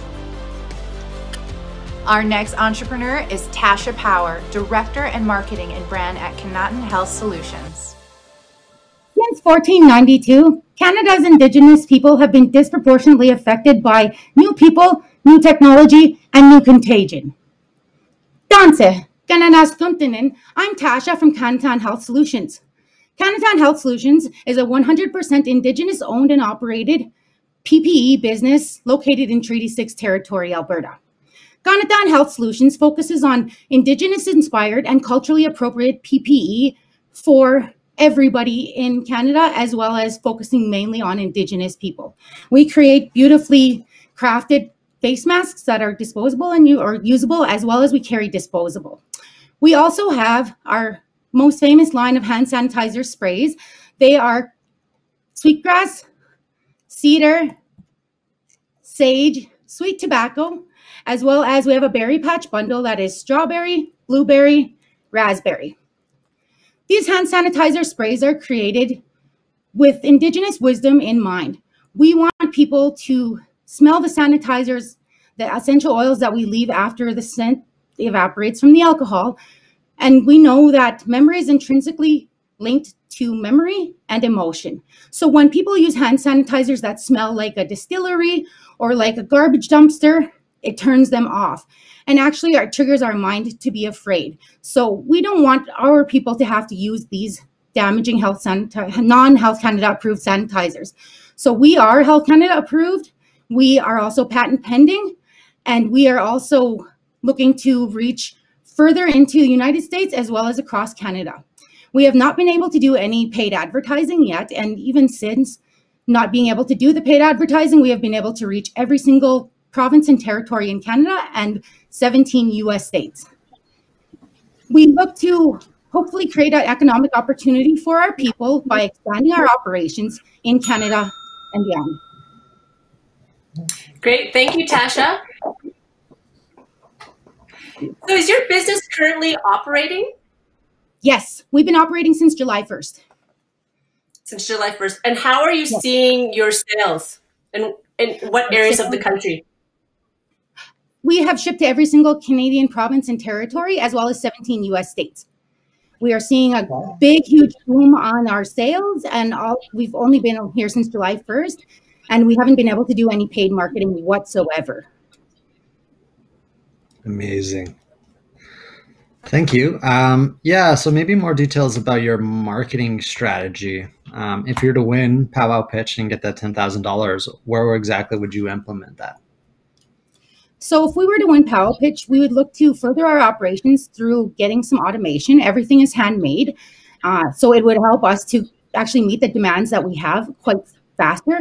Also, because we haven't been able to do any paid advertising just because of rules around Facebook and Instagram and Google, they don't allow you to advertise sanitizers or masks. So what I have done is I've reached out to media contacts, and we actually have 3 articles that were printed in newspapers and digital publications, as well as a CBC radio interview that we did. That brought us a ton of sales locally, but we're looking to do the same thing throughout the country, you know, work with CBC, with Indigenous organizations and such to get the word out. Great pitch, Tasha. Thank you so much. What are your cost of goods and your profit margins for the sanitizer? So specifically just for the sanitizers, we actually had an issue with our bottles at first because we bought out all of these specific PET plastic bottles from Canada. So we actually had to outsource that to China. So we became importers as well. And so that has greatly increased our margins. So we went from, you know, this costing $1.25 to 10 cents. So our profit margins are quite good now. After all of the savings, also through the labeling. Good job, Tasha. Great job. Great job, Tasha. Next up is Tawnya Brant, chef and owner of Kiawentonteh by Chef Tawnya Brant. So, Sego Pow Wow Pitch. My name is Tawnya Brant. I'm a Mohawk Nation chef with 26 years experience in the food industry. I'm the proud owner of Kiawentonteh by Chef Tawnya Brant, a culinary service provider specializing in Indigenous foods, menu development, and product procurement. We service corporate clientele in 6 nations and Greater Toronto areas. Growing up in 6 nations, I was aware of how inaccessible my own traditional food options were at home, but visiting other Indigenous communities, I realized food insecurity is everywhere. Since I left culinary school, my career has taken me to conferences, gardens, greenhouses, food summits, and farms across Turtle Island. In that time, I've built an amazing network of Indigenous food producers and chef friends who have helped build my capacity to create authentic Indigenous food experiences. On the daily, we are designing menus that are creating real economic opportunity for Indigenous suppliers across Turtle Island. My 5-year vision for Kiawentonteh is to have my recipes in kitchens everywhere. Kiawentonteh has laid the groundwork for creating a successful line of ready-made products available online and in stores that brings Indigenous ingredients to home kitchens. With your support, I'm building a brand that is born out of authenticity, investing in Indigenous food producers that is accessible to home cooks everywhere. My vision is on track with what Indigenous food suppliers are envisioning for our industry.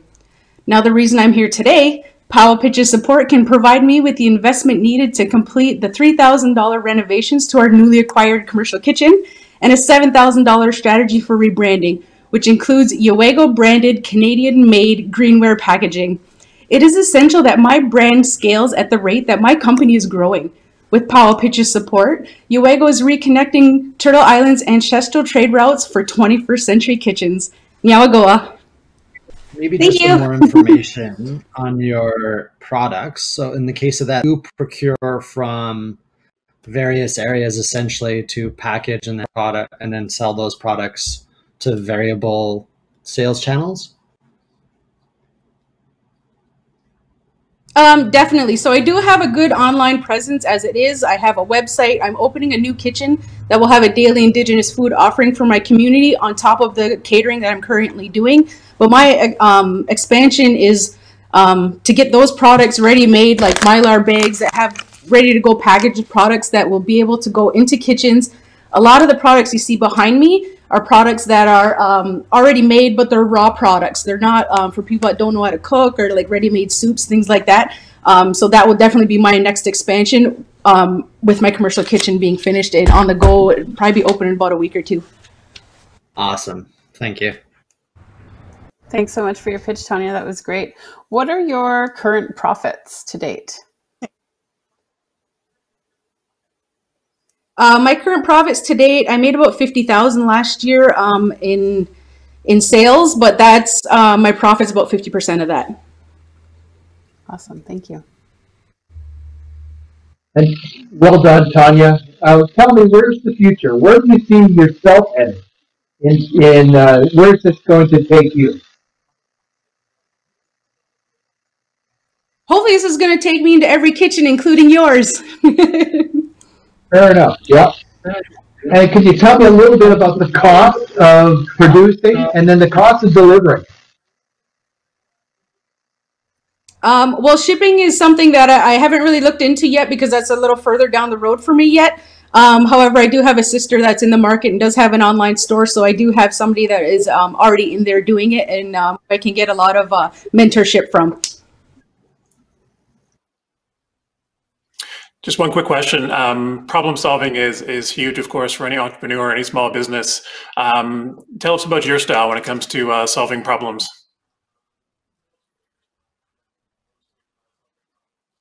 Well, being in the kitchen, being a chef, it's nothing but solving problems. I think on the daily, I kind of do more managerial type stuff, which is really just going into kitchens and fixing problems. But really, one of my strengths is just settling the kitchen and keeping a calm kitchen and just getting the work done.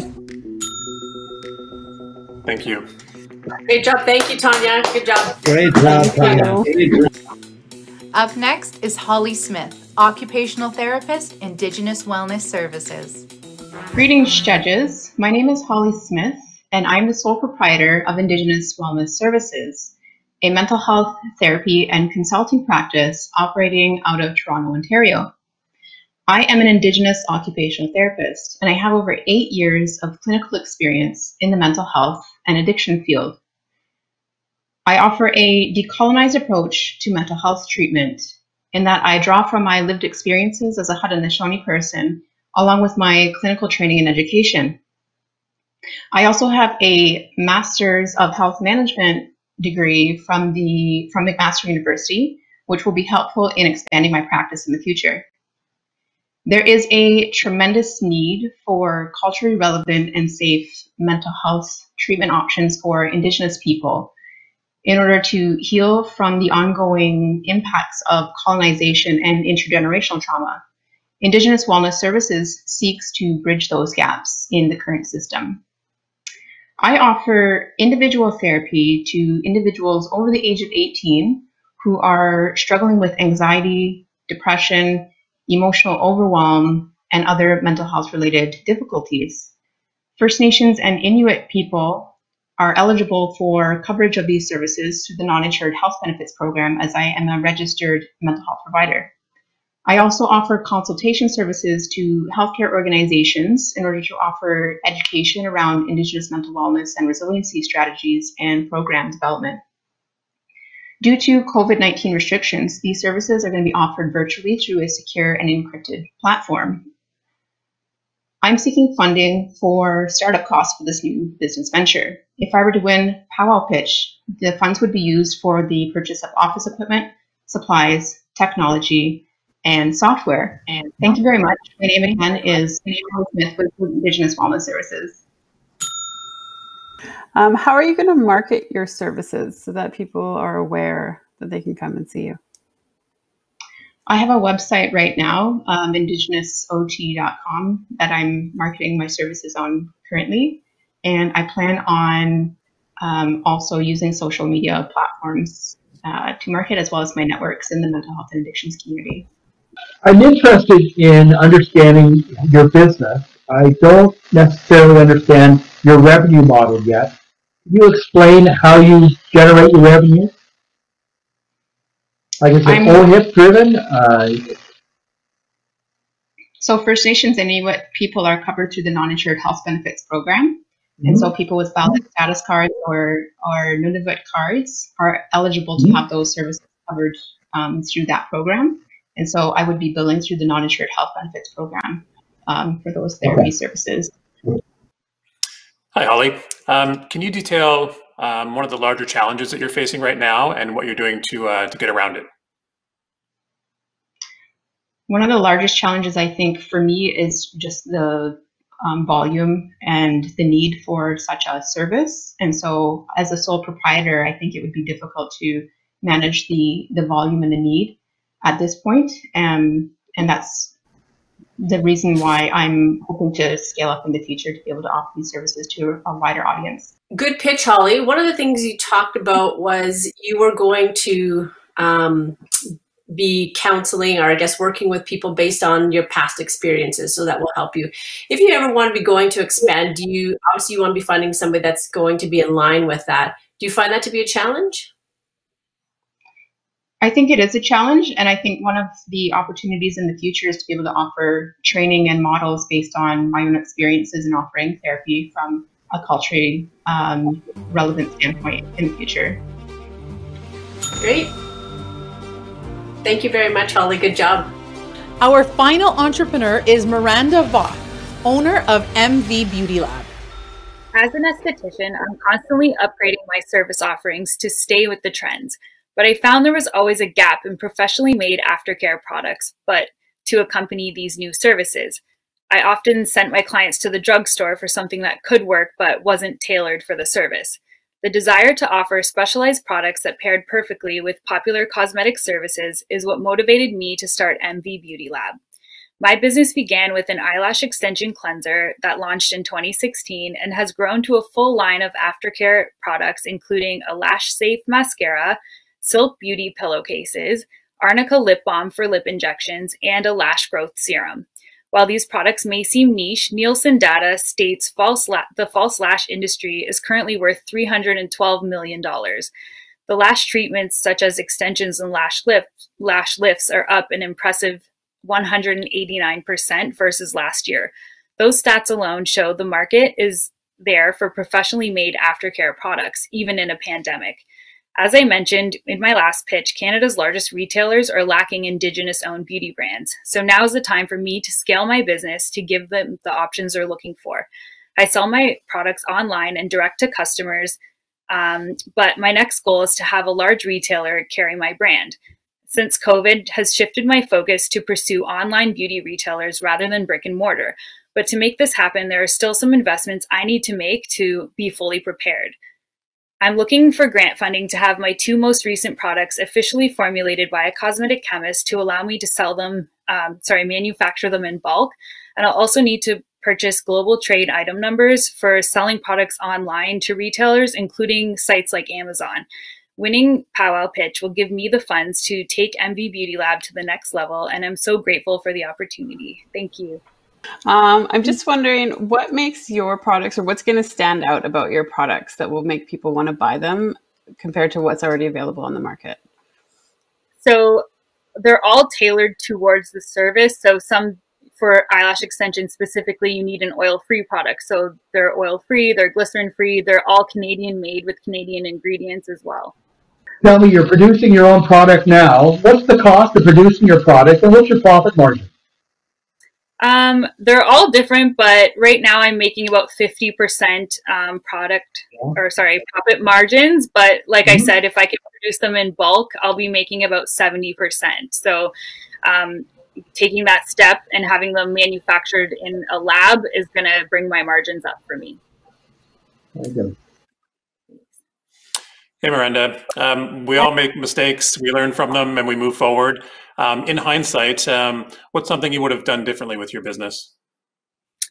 I probably would have stuck with it. I think like a year and a half ago, I kind of was like, oh, why am I doing this? Like certain people aren't buying my product. But then within a year's time, people were like, I actually need this product and now I'm looking for it. And I wasn't really on my game. So I jumped back in and I've been manufacturing everything again. So I think I just wouldn't have gave up so easily because it became something people needed. Thank you. Great job, Miranda. You know, you're right. The cosmetic industry is a huge, huge, huge business. And what right now with consumers, they're becoming a lot more ingredient conscious in terms of what is going into the product. How is your product going to be different than, you know, what's being made out there? Well, I specifically chose a chemist that dealt with eco-friendly products. So she makes them with a lot of EcoCert ingredients in mind. They're not organic or anything, but we're definitely choosing ingredients that are healthy and safe for customers. And then are also something we can buy in Canada. So that makes them different as well. Okay, two things I would say is that the fact that it's made in Canada, you need to be making that loud and clear. And the fact that you have earth-conscious ingredients, eco-conscious ingredients. Me as a consumer, that's definitely one thing that I look into when, you know, I'm purchasing. There's so much flooding the market right now. So that would be my advice to you. Thank you so much. Wow, what an incredible cohort of entrepreneurs with big hearts and big dreams, working to make their communities and the world a better place. Congratulations to all of you. Our judges thought carefully and thoroughly about every single entrepreneur and have made their decision. So thank you, judges. Let's turn to Kyle Saintamore Brennan from Shopify to announce the youth prize of $1,000 for the top scoring entrepreneur under the age of 30 years old. On behalf of myself, Tracy, and Shopify, and all our other judges here, it is my pleasure to award you the Youth Entrepreneurship Prize for Pow Wow Pitch. Thank you very much. I really, really appreciate it. I would like to thank Pow Wow Pitch and everybody that was participating in Pow Wow Pitch. I would like to thank the judge. I would like to thank my community, my supporters. I would like to thank Quem. I would like to thank Miss Universe, Ashley Collingbull. I'm like really nervous, but yeah, I would just like to thank you guys a lot. I really, really appreciate it. Great. You did such a good job. It was so close. Well done. Thanks. Well done. You are onto a great business opportunity here, and we know that where you plan to go is just going to be straight. You're going to be going up. So keep doing what you're doing. Keep believing in yourself. Keep looking for different resources and help. You know, no business was built on its own. So keep doing what you're doing. Thank you very much. I really appreciate all your guys' time. Like I really do. Congratulations. It's now time to learn who won the third place prize of $2,500. To announce third place, let's turn to Monica James from BDC. On behalf of the Business Development Bank of Canada and the judging panel today, I want to thank all the participants for the amazing work that they did today for the virtual 2020 Pow Wow Pitch. It truly was an amazing experience for all of us. I'm thrilled to announce the third place winner of $2,500, and it is Mya Beaudry of Kukum Scrunchies. Good job, Mya. You are truly an inspiration inspiration. You are a role model. You are absolutely amazing. Thank you. So what are you going to do now? I'm going to thank you. Thank you. Thank you, judges and Shopify for helping me reach my dreams. Thank you, Canada Post and all their workers. Without you, shipping wouldn't be possible. Thank you to my support team and the Scrunchy Gang. Mya, I have a feeling that this is not the last that we're going to see with you. I think that this is just the beginning of your entrepreneurial dream and journey, and you're going to do great things, honey. Yes. Thank you. Thank you. Congratulations. Yeah, congrats, Mya. Amazing job, Mya. Congratulations. As for the second place prize of $5,000, let's turn to Luke Mishetsky from Canada Post. On behalf of all the judges here today, and on behalf of the small business team at Canada Post, I'm very happy to announce the second place winner of $5,000 to Leigh Joseph of Squalwyn Botanicals. Congratulations, Leigh. Thank you so much. Hi, Chika. I want to say thank you so much for this incredible opportunity. A huge congratulations to all of the finalists and the recipients. It's such an honor to be recognized in this platform amongst such incredible Indigenous brilliance. And this award means so much to me as an Indigenous woman and as an entrepreneur and business owner. So I just raise my hands to all of you. Thank you so much. Congratulations, Leigh. Good job. Thank you, Leigh. Congratulations. Yeah, Leigh. Your unapologetic dedication to authenticity in your business is an absolute inspiration. And I must say that, yeah, I'm really looking forward to see what you do going forward. Thank you so much. I really appreciate it. Amazing. That's so wonderful. Congratulations. Now it's time to find out who is being named the winner of the 2020 National Pow Wow Pitch. The winner will win $10,000 and the national title. Let's turn to Harry Wilmot from RBC to announce the winner. And on behalf of RBC Royal Bank, my colleagues, the judges, we'd like to congratulate Sister Sage because you're our top prize. What? Number one, $1,000. You scored 100%. All the judges were so impressed, and we're so excited for you.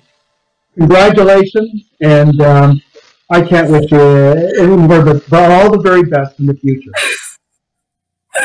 Thank you. Oh, my creator. Oh, give me a second. Oh, thank you so much.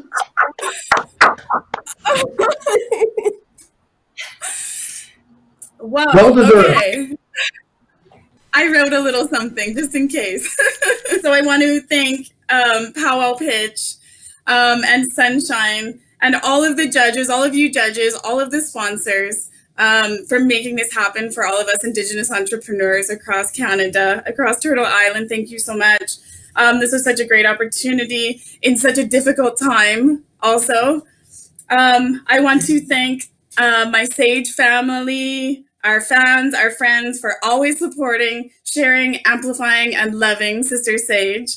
I want to thank all of the other contestants because really what this is about is Indigenous business and economic reconciliation, and that's what's important here, and we're all winners right now. I urge everybody to go out and support every single one of these businesses because we're all doing the good work here. I want to thank land defenders, water protectors, language revitalizers, genocide survivors, warriors, ancestors, allies, accomplices, and those willing to set aside their unconscious biases to learn the truth. And one last thing, Sister Sage stands in solidarity with Mi'kmaq warriors fighting for their inherent rights against settler terrorism. Sage against the Mi'kmaq. Thank you so much.